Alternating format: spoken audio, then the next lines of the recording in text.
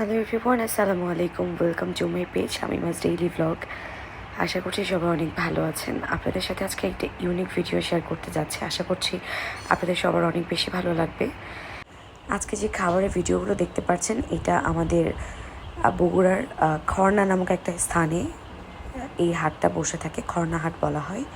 তো এই হাটে বিভিন্ন ধরনের খাবার পাওয়া যায়, যেমন বট ভাজি, বট বলতে যেটাকে গরুর ভুঁড়ি বলা হয় আর কি। এক এক অঞ্চলে এক এক রকম ভাষায় ডাকা হয়। আমাদের বগুড়ায় খড়নাহাটে এটাকে বট বলে।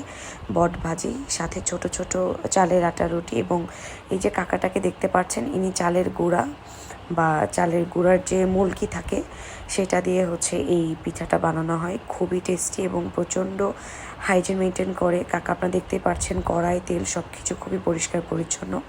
তো এটা সেই বট ভাজি। এখানে মাংসের চপ থেকে শুরু করে, পেঁয়াজ থেকে শুরু করে অনেক ধরনের খাবার পাওয়া যায়, এবং খাবারগুলো রেগুলারই তারা বানিয়ে থাকেন। মানে কোনো ভেজাল বা 2 দিন 3 দিন বাসি এরকম কিছু না, তারা রেগুলার বানিয়ে থাকেন, এবং এটা খেতে খুবই টেস্টি হয়। এগুলোর প্রতি প্লেট আপনার 35 টাকা করে নেয়। এবং ওই পাশে যে চটপটি দেখতে পাচ্ছেন, এটা বুটের ডাল দিয়ে, এই চটপটিটা, এটাও 30 থেকে 35 টাকা প্লেট নেওয়া হয়।